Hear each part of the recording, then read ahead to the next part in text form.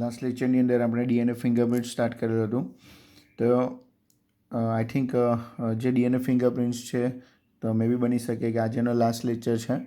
એમાં કેટલાક પોઈન્ટ એવા છે કે જે આપણે કદાચ સમજવું થોડું પ્રોબ્લેમ પડશે, પણ એ આપણે બની શકે તો એ આપણે એક રિઝર્વ પોઈન્ટ તરીકે રાખ્યો છે કે જ્યારે સ્કૂલ ચાલુ થાય તો ત્યારે આપણે આ પોઈન્ટ પર ડિસ્કસ કરીશું. બરાબર છે. તો આપણને ડીએનએ ફિંગરપ્રિન્ટ સ્ટાર્ટ કરેલું. તો જે ડીએનએ ફિંગરપ્રિન્ટ છે તેની અંદર આપણે જોયેલું કે કોઈપણ વ્યક્તિની અંદર, બરાબર છે, એટલે કે કોઈપણ વ્યક્તિ હશે, બરાબર, કોઈપણ વ્યક્તિની અંદર આવેલી કોઈપણ પેશી, યાદ રાખજો, કોઈપણ વ્યક્તિની અંદર આવેલી કોઈપણ પેશીમાંથી આપણે જો પ્રાપ્ત ડીએનએ, એટલે જે ડીએનએ મેળવીશું, બરાબર છે, એ પ્રાપ્ત ડીએનએ કેવું હશે? સરખું જ હશે. આ યાદ રાખવાનું છે કે કોઈપણ વ્યક્તિની કોઈપણ પેશીમાંથી પ્રાપ્ત ડીએનએ કેવું રહેશે? સરખું જ રહેશે. આનો ઉપયોગ, બરાબર, આ જે સરખું જ રહેશે તેનું આપણે શું કરીશું? ઓળખ માટે તેનો આપણે ઉપયોગ કરીશું. બરાબર છે. એટલે કે તે કોઈ વ્યક્તિની આપણે એવું કીધું ચાલે કે એક આઈડેન્ટિટી માટે તે યુઝ કરી શકાય. એટલે સમજ પડી ગયું? કેમ કે દરેક વ્યક્તિની અંદર આવેલી જે ડીએનએની પેટર્ન છે એ ડિફરન્ટ હશે, પણ એ જ વ્યક્તિના જુદા જુદા અંગોમાંથી જે આપણે ડીએનએના સેમ્પલ લઈશું તે તો કેવું રહેશે? એક જ રહેશે. બરાબર છે. ડીએનએ કેવું રહેશે? સેમ રહેશે. હવે આપણને ખબર છે કે આગળ આપણે જોયું છે, આ વર્ડ આવી ગયેલો હતો, પોલીમોર્ફિઝમ. પોલીમોર્ફિઝમ એટલે ગુજરાતીમાં આપણે એવું કહી શકાય બહુરૂપકતા. પોલીમોર્ફિઝમ એટલે આપણે શું કહી શકાય? બહુરૂપકતા. બરાબર છે. તો બહુરૂપકતા એટલે કે ડીએનએના ક્રમની અંદર, બરાબર, ઉચ્ચ સ્તરની બહુરૂપકતા એટલે કે એની અંદર તમને જુદો જુદો ક્રમ જોવા મળશે. તો આ જે પોલીમોર્ફિઝમ છે, બહુરૂપકતા જે છે તે, બરાબર, પિતૃમાંથી કોની અંદર ઉતરી આવશે? સંતતિમાં ઉતરી આવશે. આનુવંશિક છે. બરાબર. આપણને ખબર છે કે ડીએનએની અંદર પોલીમોર્ફિઝમ જોવા મળશે. તો એનો મતલબ કે ડીએનએ તો આપણું કેવું છે? આનુવંશિક દ્રવ્ય છે, જે આપણે કેટલાક પ્રયોગોમાં સાબિત કર્યું છે. તો એ જે આનુવંશિક જે દ્રવ્ય છે એ પિતૃમાંથી સંતતિમાં ઉતરી આવશે. બરાબર. કે જેના લીધે, બરાબર, જેના લીધે પિતૃત્વને રિલેટેડ કોઈક વિવાદ થયેલો હોય, બરાબર, અથવા તો પિતૃત્વને લીધે પિતૃત્વ નક્કી કરવું હોય તો તે ડીએનએ ફિંગરપ્રિન્ટ્સની મદદથી જાણવા માટે કેવું છે? ખૂબ જ ઉત્તમ છે. બરાબર. એટલે કે ડીએનએ ફિંગરપ્રિન્ટ્સની મદદથી, બરાબર, પેરેન્ટલ, આપણે એવું કહી શકાય કે પેરેન્ટલ જાણવું હોય કે આનું પેરેન્ટ્સ કોણ છે તો તે ડીએનએ ફિંગરપ્રિન્ટ્સથી તમે જાણવું ખૂબ જ સરળ રહેશે. બરાબર છે. આ જે પોલીમોર્ફિઝમ છે, બરાબર છે, જે પોલીમોર્ફિઝમ છે, બરાબર, આ પોલીમોર્ફિઝમથી ફિંગરપ્રિન્ટની સાથે સાથે, બરાબર, ફિંગરપ્રિન્ટની સાથે સાથે હ્યુમન જીનોમ મેપ બનાવવો પણ ખૂબ જ કેવો છે? જરૂરી છે. આ પોલીમોર્ફિઝમથી આપણે ડીએનએ ફિંગરપ્રિન્ટ્સ તો જાણી જ શકીશું કે જેનું આપણે કીધું કે તેનાથી પેરેન્ટલને રિલેટેડ કોઈ પણ પ્રોબ્લેમ હોય તો એ સોલ્વ કરી શકાય. ઇવન સાથે સાથે પોલીમોર્ફિઝમની મદદથી આપણે હ્યુમન મેપ પણ બનાવવો ખૂબ જ શું છે? જરૂરી છે. પોલીમોર્ફિઝમ એ આનુવંશિક આધાર પર વિવિધતા છે. એટલે આપણે એવું કહીએ પોલીમોર્ફિઝમ શું છે? તો આનુવંશિક જે આધાર છે તેમાં શું છે? વિવિધતા છે. અને આ પોલીમોર્ફિઝમના લીધે જ આપણે એવું કહીએ તો ચાલે, પોલીમોર્ફિઝમના લીધે જ ડીએનએની અંદર શું સર્જાય? મ્યુટેશન સર્જાય. પોલીમોર્ફિઝમના લીધે ડીએનએમાં શું સર્જાય? મ્યુટેશન સર્જાય. અને આ જે મ્યુટેશન છે એ કોષની અંદર રહેલા બે પ્રકારના કોષો, એક છે દેહિક કોષો અને બીજું છે પ્રજનન કોષો, અથવા તો તમે જનન કોષો કહી શકાય. બરાબર. તો આ જે પોલીમોર્ફિઝમના લીધે જ મ્યુટેશન સર્જાય, અને આ જે મ્યુટેશન સર્જાય તે દેહિક કોષો અને પ્રજનન કોષો પૂરતો હોય. પરંતુ જો પ્રજનન કોષોની અંદર જો મ્યુટેશન સર્જાય, એટલે કે જો પ્રજનન કોષની અંદર જો વિકૃતિ સર્જાય, આપણે એવું માની લઈએ, જો પ્રજનન કોષોની અંદર શું સર્જાય? વિકૃતિ સર્જાય. તો આ પ્રકારની જે વિકૃતિ છે એ પિતૃમાંથી, એટલે કે વ્યક્તિમાંથી, બરાબર, એના સંતાનોમાં ઉતરી આવી શકે ખરી, જો પ્રજનન કોષને રિલેટેડ વિકૃતિ હોય તો. પરંતુ સમજી લો કે કોઈક વિકૃતિ જનનકોષની અંદર જોવા મળતી જે વિકૃતિ છે, જનનકોષની અંદર જોવા મળતી વિકૃતિ, આ વિકૃતિ એ સમજી લો કે વ્યક્તિના સંતાનો આપણે એવું કહીએ કે સંતાનો ઉત્પન્ન કરવાની જે ક્ષમતા છે, સંતાનો ઉત્પન્ન કરવાની જે ક્ષમતા છે, બરાબર, એ ક્ષમતા પર ગંભીર રૂપે પ્રભાવિત ન કરે. એક ઉત્પન્ન કરવાની જે ક્ષમતા છે એને ગંભીરપણે પ્રભાવિત ન કરે, અથવા તો આપણે એવું કહી શકાય કે સંતાનો ઉત્પન્ન કરવાની ક્ષમતાને ઇફેક્ટ ન કરે, બરાબર છે. તો તે એક પિતૃમાંથી બીજા પિતૃની અંદર શું થશે? સ્થળાંતરિત થાય, બરાબર. એટલે કે આપણે કીધું કે ડીએનએ એક આનુવંશિક દ્રવ્ય છે, તેથી એક પેઢીમાંથી બીજી પેઢીની અંદર શું થાય? વહન થાય, બરાબર છે. તો જનનકોષની અંદર જે વિકૃતિ જોવા મળે, જો એ વિકૃતિ સંતાન ઉત્પત્તિની ક્ષમતાને જો ઇફેક્ટ કરે, બરાબર, અસર કરે, તો એના પરિણામે શું થશે? સંતાન ઉત્પન્ન થશે જ નહીં. એટલે કે આવું જે દ્રવ્ય છે તે એક પેઢીમાંથી બીજી પેઢીમાં જવાનું નથી. પરંતુ આવી વિકૃતિ વ્યક્તિના સંતાન ઉત્પત્તિની ક્ષમતાને પર કોઈ અસર કરતી નથી. તો આવી જે વિકૃતિ છે એ સ્થળાંતરિત થાય છે. આવી વિકૃતિ શું થાય? સ્થળાંતરિત થાય અને આપણે એવું કહી શકાય કે વસ્તીના એક સભ્યમાંથી એ બીજા સભ્યમાં ફેલાય. એટલે કે વસ્તીના બીજા સભ્યોમાં આવી વિકૃતિ શું થઈ જશે? ફેલાઈ જશે. એક સભ્યમાંથી બીજા સભ્યમાં આવી વિકૃતિ ફેલાઈ જશે. એક્ઝામ્પલ તરીકે વસ્તીની અંદર 0.01થી વધારે આવૃત્તિ હોય, એટલે કે આપણે એવું માની લઈએ કે આ વિકૃતિ કેટલી છે? 0.01થી વધારે છે, બરાબર છે. તો એનો મતલબ એ થયો કે એના લીધે શું થશે કે ડીએનએની અંદર કોઈ એક સ્થાનમાં, ડીએનએના કોઈ એક સ્થાનમાં એક કરતાં વધારે અલેલ એટલે તમને ખબર છે વૈકલ્પિક કારક, બરાબર, માં શું જોવા મળશે? ડીએનએના ક્રમમાં શું જોવા મળશે? વિભિન્નતા જોવા મળશે. આપણને ખબર પડી ગયું. એટલે કે વસ્તીમાં જો 0.01થી વધારે આવૃત્તિ હોય, બરાબર, તો એક સ્થાનમાં, એટલે કે ડીએનએના કોઈ એક પર્ટિક્યુલર સ્થાનમાં એક કરતાં વધારે અલેલ, એટલે કે એની આપણે એવું કહીએ તો ચાલે કે એના વૈકલ્પિક કારક એક કરતાં કેવા હોય? વધારે હોય. તેના પરિણામે ડીએનએના ક્રમમાં શું જોવા મળશે? વિવિધતા જોવા મળશે, કે જેને આપણે એવું કહી શકીએ ડીએનએની બહુરૂપકતા અથવા તો ડીએનએ પોલિમોર્ફિઝમ કહી શકાય, બરાબર. સિમ્પલ વે કહીએ તો એવું પણ ચાલે કે વારસાગત વિકૃતિ વસ્તીમાં વધુ, વારસાગત જે વિકૃતિ છે, બરાબર, એ વસ્તીમાં વધુ આવૃત્તિથી મળે, કે જેને તમે શું કહી શકાય? ડીએનએ પોલિમોર્ફિઝમ કહી શકાય, બરાબર છે. તો વારસાગત જે વિકૃતિ છે એ વસ્તીની અંદર વધુ આવૃત્તિથી મળે, એટલે કે વારસાગત વિકૃતિ વસ્તીમાં ઘણી બધી જોવા મળશે, આવા પ્રકારની વિકૃતિ, તો તેને તમે શું કહી શકાય? ડીએનએ પોલિમોર્ફિઝમ, બરાબર. એટલે કે જ્યારે આપણે એવું માની લઈએ કોઈ એક પર્ટિક્યુલર વિકૃતિ ઘણા બધા પ્રકારની હોય, બરાબર, કે જે આનુવંશિક હોય, બરાબર, તો ત્યારે તેવા પ્રકારની વિકૃતિને શું કહી શકાય? ડીએનએ પોલિમોર્ફિઝમ કહી શકાય, બરાબર છે. આવી વિવિધતા, એટલે આજે ડીએનએ પોલિમોર્ફિઝમની વાત કરી, તો આવી જે વિવિધતા જે છે, ડીએનએ પોલિમોર્ફિઝમની વાત કરીએ તો આવી જે વિવિધતા જે છે એ વિવિધતા સૌથી વધારે આપણે એવું કહીએ ચાલે કે નોન કોડિંગ ડીએનએમાં વધારે હશે, બરાબર. નોન કોડિંગ ડીએનએમાં કેવું હશે? વધારે હશે. અને આ ક્રમ જે વિકૃત વ્યક્તિની પ્રજનન ક્ષમતા પર અસર કરતો નથી, બરાબર. આવી વિવિધતા એ નોન કોડિંગ ડીએનએમાં વધારે હોય, કે જે વ્યક્તિની જે પ્રજનન ક્ષમતા છે એ પ્રજનન ક્ષમતા પર કોઈપણ જાતની અસર અથવા તો ઇફેક્ટ કરતું નથી. તો જ તો એ એક પેઢીથી બીજી પેઢીમાં શું થશે? વહન થશે.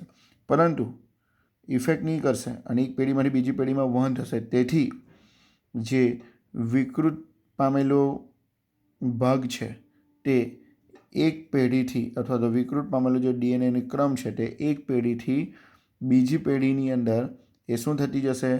ભેગી થતી જશે. અને ભેગી થવાને પરિણામે, બરાબર, ત્યાં શું સર્જાશે? પોલિમોર્ફિઝમ સર્જાશે, બરાબર. જે વિવિધ પ્રકારની એક ન્યુક્લિયોટાઇડથી મોટા પાયે પરિવહન થશે. બરાબર છે.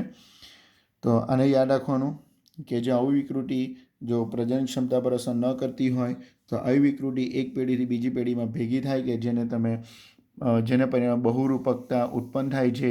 વિવિધ પ્રકારની હશે કે જે એક ન્યુક્લિયોટાઇડની ક્રમની અંદર પણ શું હશે, ફેરફાર હોઈ શકે, અથવા તો તે એક કરતાં વધારે ન્યુક્લિયોટાઇડના ક્રમમાં પણ શું કરી શકે, ફેરફાર કરી શકે. બરાબર. એટલે હવે આપણે ક્લિયર થઈ ગયા કે જે ડીએનએની અંદર જે બહુરૂપકતા એટલે કે આપણે એને એવું કહેતો ચાલે કે ડીએનએની અંદર જોવા મળતું વેરિએશન, પેલા ક્રમની અંદર જોવા મળતી વેરિએશન. બરાબર છે, ક્રમની અંદર થતો ફેરફાર. તો ડીએનએની જે બહુરૂપકતા જે છે તે બરાબર ફેરફાર જે એક ન્યુક્લિયોટાઇડ બી હોઈ શકે, એક ન્યુક્લિયોટાઇડના ક્રમમાં બી ફેરફાર થઈ શકે, અથવા તો તમે એવું બી કહી શકાય કે એક કરતાં વધારે ન્યુક્લિયોટાઇડની અંદર બી શું હોઈ શકે, ફેરફાર થયેલો હોઈ શકે. બરાબર છે.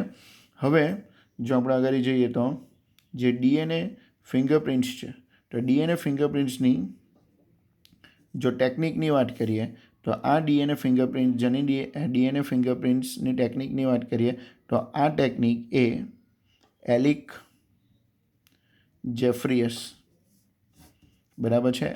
તો આ ટેકનિક એલિક જેફરીયસ દ્વારા વિકસાવવામાં આવેલી. બરાબર. એલિક જેફરીયસે ડીએનએ ફિંગરપ્રિન્ટ્સની જે ટેકનિક છે એને વિકસાવી હતી. હવે જો આપણે વાત કરીએ સેટેલાઇટ ડીએનએ, બરાબર. જો સેટેલાઇટ ડીએનએને જો આપણે એમ કહેતો ચાલે કે સેટેલાઇટ ડીએનએને આપણે પ્રોબનો ઉપયોગ કરી ઘણી બધી બહુરૂપકતા, એટલે કે એક્ઝેક્ટલી છે કે સેટેલાઇટ ડીએનએને પ્રોબ ડીએનએનો ઉપયોગ થશે, પરંતુ આપણે એવું બી થશે કે આજે સેટેલાઇટ ડીએનએ એટલે શું? તો યાદ રાખજો કે સેટેલાઇટ ડીએનએ એટલે કે જેની અંદર ઘણી બધી શું જોવા મળશે, બહુરૂપકતા જોવા મળશે. આ જે પ્રોબ શબ્દ છે, બરાબર, એ આપણે ડિટેલમાં પછી જોઈશું. બરાબર. તો એલિક જેફરીયસે શું કરેલ કે ડીએનએ સેટેલાઇટને પ્રોબ તરીકે ઉપયોગ કરેલો. આ જે સેટેલાઇટ ડીએનએ એક્ઝેક્ટલી એટલે તમે એવું કહી શકાય કે જેમાં ઘણી બધી બહુરૂપકતા કે જેને આપણે VNTR નામથી ઓળખી શકાય, શોર્ટ ફોર્મ છે. એનું ફૂલ ફોર્મની વાત કરીએ તો વેરિયેબલ નંબર T4 ટેન્ડમ અને રિપીટ. બરાબર. તો variable numbers of tandem repeats. બરાબર. એટલે તમે એવું કહી શકાશે, આના પરથી ખબર પડી જશે કે વેરિયેબલ નંબર્સ, બરાબર, એટલે કે જે ડીએનએનો જે ક્રમ છે તેની અંદર શું જોવા મળશે, ઘણી બધા તમને વેરિએશન જોવા મળશે, અને તેવા વેરિએશન વારંવાર શું થતા હોય, રિપીટ થતા હોય. તો એના પરથી ક્લિયર થઈ ગયું હશે કે સેટેલાઇટ ડીએનએ એટલે એવો ડીએનએ કે જેની અંદર એક જ નંબર વારંવાર શું થતા હોય, રિપીટ થતા હોય, પણ આવા જે નંબર્સ છે તેનું વેરિએશન કેવું હશે, ખૂબ જ વધારે હશે. બરાબર છે. આ જે ટેકનિક છે એ ટેકનિક આપણને સધર્ન બ્લોટ હાઇબ્રિડાઇઝેશન અને રેડિયો લેબલ VNTRનો પ્રોબ તરીકે તેનો શું થશે, ઉપયોગ થશે. બરાબર છે. તો આપણી બુકની અંદર આ ડિટેલમાં આપ્યું નથી. રેડિયો લેબલ્ડ VNTRનો પ્રોબ તરીકે ઉપયોગ. બરાબર છે. તો આ તમને નીટની અંદર આનું થોડું ડિટેલિંગ આવશે. બરાબર છે.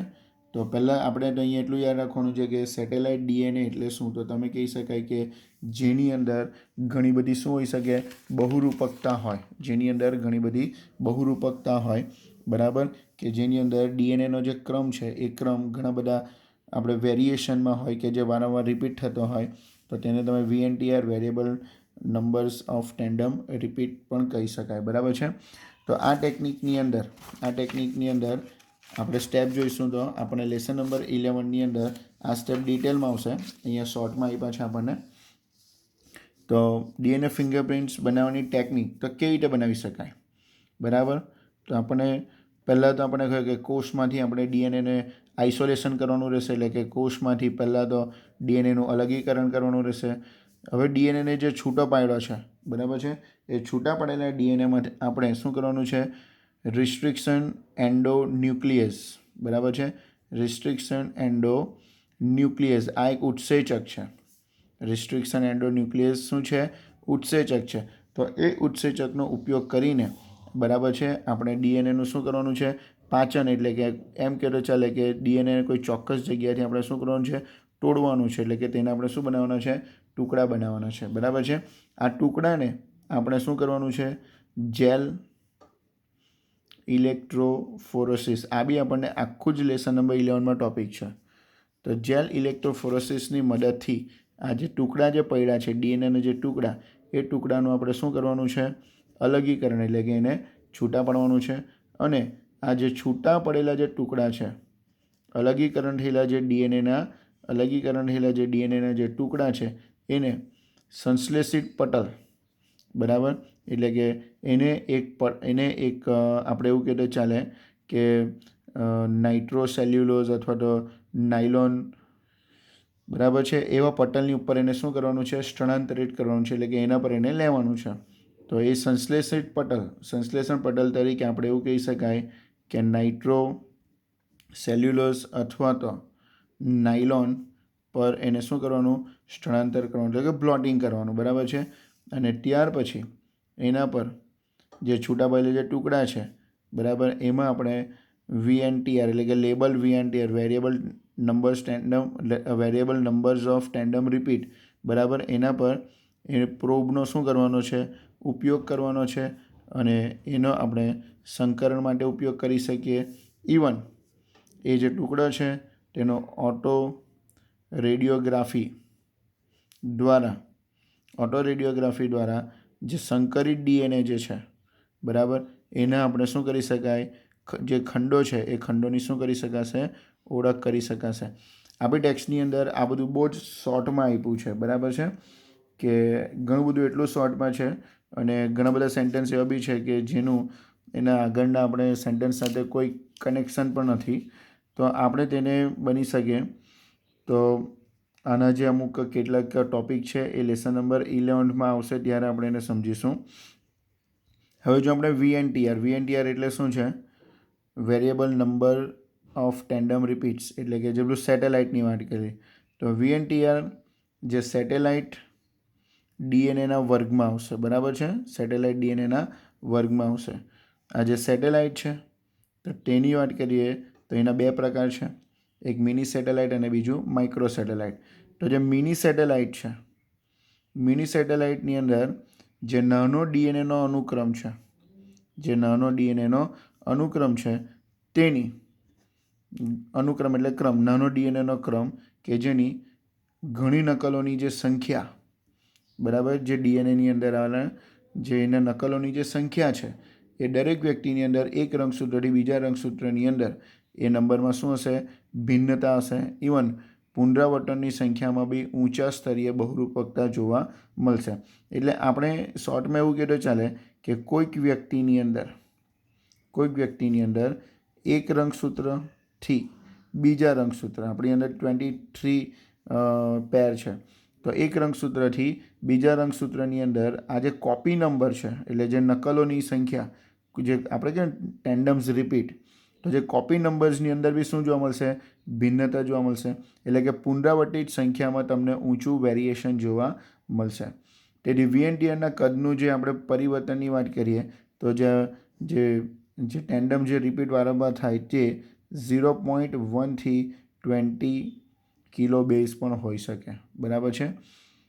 તો એટલું બધું આને તમારે આપણે એમસીક્યુ યાદ રાખવાનું કે જે વીએનટીઆરનું જે કદ છે એ કદની અંદર જે પરિવર્તન છે, એટલે જે ટેન્ડમલી રિપીટ થાય છે તે 0.1 થી 20 કિલો બેઝ જેટલું હોઈ શકે. વીએનટીઆર પ્રોબથી સંકરણના ફળ સ્વરૂપે, બરાબર, આ એક નવો ટોપિક છે અને બહુ શોર્ટમાં આવ્યો છે કે જે આપણે લેસન 11માં જોઈશું અથવા તો તમને નીટની અંદર આવશે. વીએનટીઆર પ્રોબથી, બરાબર છે, સંકરણના ફળ સ્વરૂપે, બરાબર, ઓટો રેડિયોગ્રામમાં આપણને વિવિધ આકારની પટ્ટી જોવા મળશે. આપણે ટેક્સ્ટમાં મે બી એનું ડાયાગ્રામ આપેલું છે, બરાબર છે. સંશ્લેષણના ફળ સ્વરૂપે ઓટો રેડિયોગ્રામની અંદર આપણને વિવિધ આકારની પટ્ટી જોવા મળશે અને આ જે પટ્ટી છે જે કોઈ વ્યક્તિના ડીએનએના વિશિષ્ટ સ્વરૂપને વ્યક્ત કરે છે. તો ઓટો રેડિયોગ્રામની અંદર આપણને જે ચોક્કસ પટ્ટા જોવા મળશે ડીએનએની અંદર, તે યાદ રાખજો કે તે કોઈ પર્ટિક્યુલર વ્યક્તિના બરાબર ડીએનએના ઓળખ માટે ખૂબ જ જરૂરી રહેશે. જે કોઈ વ્યક્તિના ડીએનએના વિશિષ્ટ સ્વરૂપને વ્યક્ત કરે, એટલે કે ડીએનએનું જે વિશિષ્ટ જે સ્વરૂપ છે તેને શું કરશે? વ્યક્ત કરશે. આ પટ્ટીઓ સમરૂપી એક યુગ્મક જોડીઓને છોડીને પણ દરેક વ્યક્તિની અંદર શું હોય? જુદી હોય. તો આ જે ઓટો રેડિયોગ્રામની અંદર આપણને જે પટ્ટાઓ જોવા મળશે એ પટ્ટાઓ આપણે એવું કહેતા કે સમરૂપી, એટલે કે એક જ પેનના આવેલા જે રંગસૂત્ર કે આપણે કહીએ ને કે એક યુગ્મક એટલે કે એક જોડ, બરાબર, તે જોડીને છોડીને દરેક વ્યક્તિના દરેક રંગસૂત્રની અંદર તે કેવા પટ્ટા એટલે કે ઓટો રેડિયોગ્રામ કેવો હશે? જુદું જુદું હશે. પેરમાં આવેલા રંગસૂત્રની અંદર એ સરખું હશે, બરાબર. બાકીના જે રંગસૂત્ર છે તેની અંદર એ કેવું હશે? જુદું હશે, બરાબર છે. હવે એક નવો શબ્દ આવ્યો છે પીસીઆર. મેં તમને કીધું તેમ કે આ લેસનની અંદર બરાબર બધું બહુ શોર્ટમાં આવ્યું છે. તો જે પીસીઆર પોલિમરેઝ ચેઇન રિએક્શન, તો પોલિમરેઝ ચેઇન રિએક્શનનો ઉપયોગ કરીને કોષમાંથી મળતા ડીએનએમાંથી પ્રાપ્ત ડીએનએ ફિંગરપ્રિન્ટ્સનું વિશ્લેષણ કરી શકાય, બરાબર. એટલે કે ડીએનએ ફિંગરપ્રિન્ટ્સમાંથી જે એક ટુકડો મળ્યો છે એ ટુકડાને તમે શું કરી શકો? પોલિમરેઝ ચેઇન રિએક્શનની મદદથી, પીસીઆરની મદદથી તેની હજારો લાખો નકલો બનાવી શકો અને તેનો ઉપયોગ ડીએનએના ફિંગરપ્રિન્ટ્સના વિશ્લેષણ એટલે કે અભ્યાસ માટે કરી શકાય, કે જે ફોરેન્સિક સાયન્સ તેમજ વસ્તી અને જનીનિક વિદ્યાના નિર્ધારણ માટે પણ કેવી છે? ઉપયોગી છે, બરાબર. એટલે આ લેસનની અંદર એન્ડમાં આપણી પાસે ઘણા બધા એવા ટૉપિક જે છે કે જે આપણે લેસન નંબર 11ની અંદર આવવાના જ છે, બરાબર છે. આ ટૉપિક ડીએનએ ફિંગરપ્રિન્ટ્સમાં લેસન નંબર 11ની અંદર છે, ત્યારે અહીંયા કરતાં સારી રીતે ત્યાં ડિટેલમાં સમજાવેલું છે, ત્યારે જોઈશું.